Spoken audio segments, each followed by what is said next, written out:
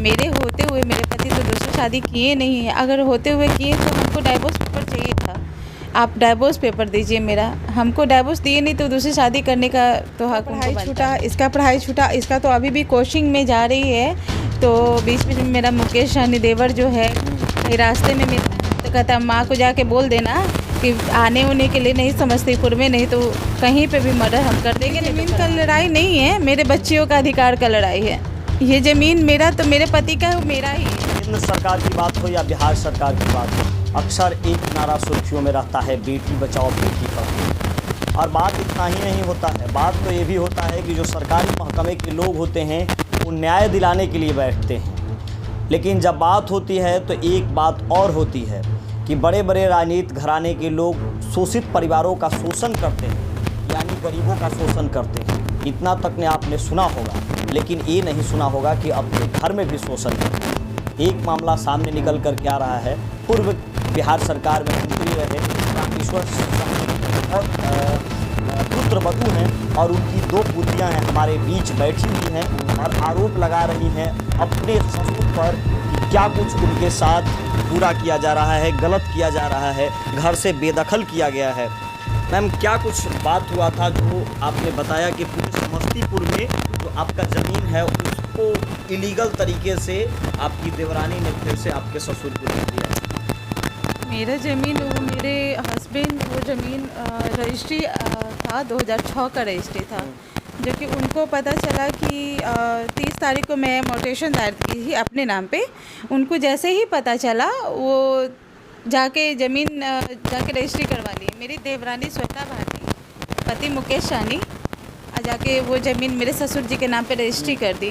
वो चीज़ हमको पता चला सीओ ऑफिस जाने के बाद। जब मैं मोटेशन के लिए अप्लाई की थी तो मैं बार बार सीओ ऑफिस जा रही थी बीच बीच में कि आखिर हुआ, 30-35 दिन का दिन रहता है तो इस बीच में हुआ कि नहीं हुआ।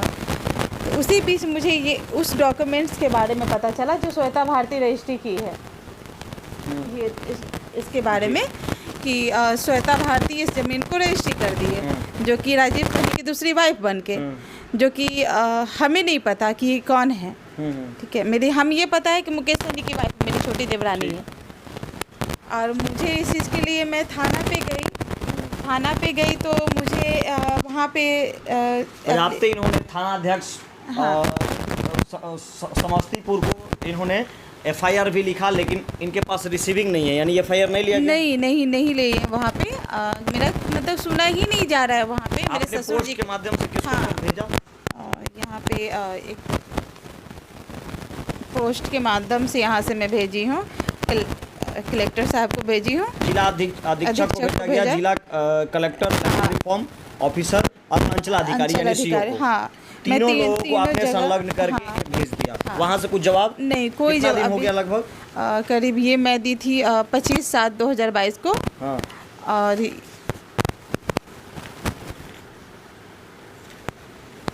22/7/2022 को, यानी 1 सप्ताह लगभग हो गया। हाँ। तो वहाँ से कोई जवाब नहीं है? मुझे कोई जवाब नहीं मिला वहाँ से।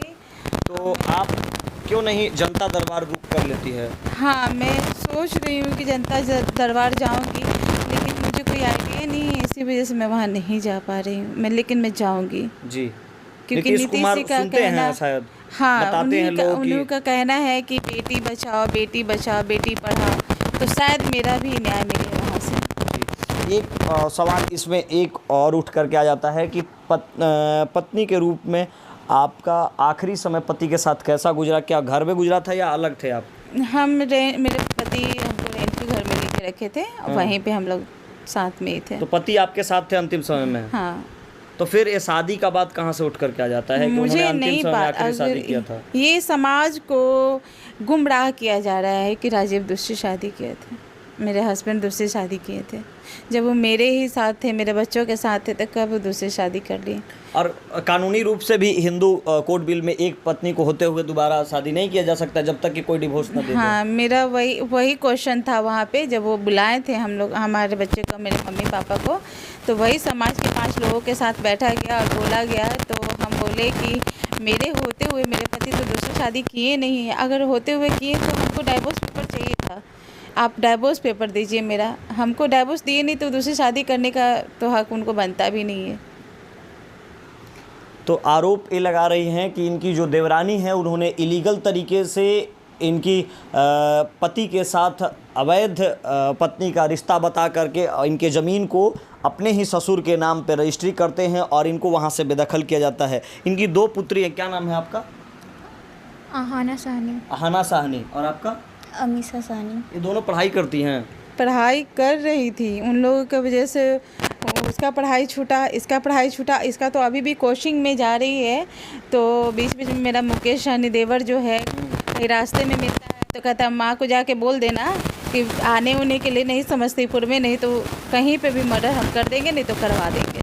अभी भी हाल फिलहाल एसडीओ के गाड़ी में चोरी में से निकला है, कई मर्डर।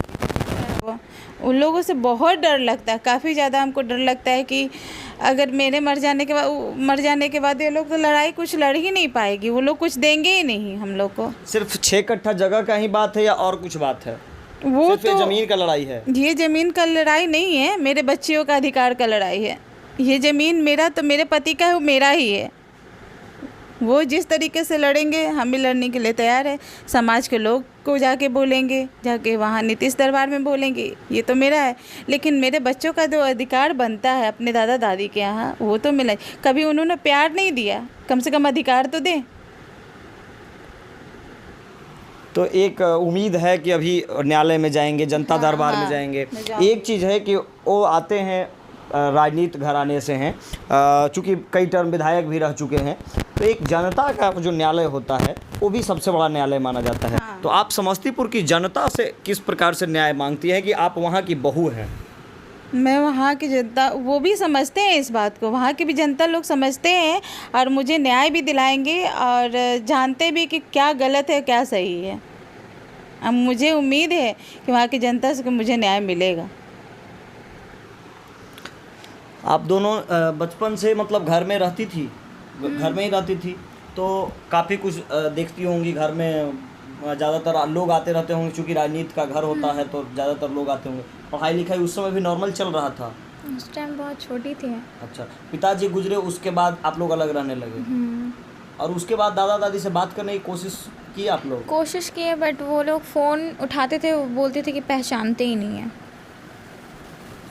बहुत बार कॉल किए, दीदी के शादी के टाइम में भी कॉल किया गया था, बट वो लोग कोई रिस्पांस नहीं किए। अच्छा, तो मतलब बेटी की आप शादी भी किए लेकिन वो लोग घर से नहीं आए? नहीं, कोई मदद नहीं। मेरे पापा भाई, बड़ा वाला भाई है, वो मदद किया। यानी मायके की तरफ से जो हुआ? जो किए मायके वाले ही किए, उन्होंने कभी कोई कांटेक्ट भी नहीं किया। हालांकि इसके ज़बरदस्ती ये भी कॉल की, लेकिन उन्होंने फ़ोन ही नहीं रिसीव किया। हम बार बार बोले भी कि सिमी नहीं, दादाजी रिसीव कर रहे तो छोड़, नहीं मम्मी एक बार कॉल कर लो, सिर्फ दादाजी मान जाए शायद, लेकिन नहीं, सिर्फ बात करने से ही इनकार कर दिया कि हम जानते ही नहीं। यहाँ तक कि ये बोलती थी कि दादाजी हम राजीव की बेटी बोल रहे हैं, अमीसा, सिमी, नहीं कोई रिस्पॉन्स नहीं। कहीं बाहर है, कट कर देना फ़ोन।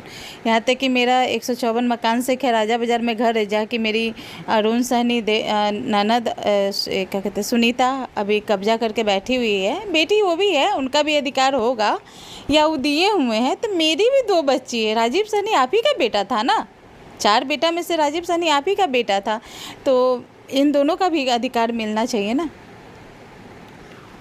तो मूल जो अधिकार होता है ये बेटियों के द्वारा बता रही है कि वंचित हैं, और इतना ही नहीं, अधिकार ही नहीं, जो घर का प्यार होता है उनसे भी वंचित ये लोग खुद को बता रही है। अब इसका तो जवाब खुद आकर के रामेश्वर सहनी को देना होगा, और जो लोग इसमें संबंधित अधिकारी हैं जिनके पास ये ले करके दरख्वास्त दे करके पहुंची है, उनका भी जांच होना चाहिए कि आखिर कोई इनका सुनता क्यों नहीं है, आखिर इनकी जो प्राथमिकी है उसका दर्ज क्यों नहीं किया गया। क्या फिर आला अधिकारी विधायक के ऊपर यदि कोई आरोप लगाता है तो उसे मामला गंभीर के रूप में नहीं लिया जाना चाहिए।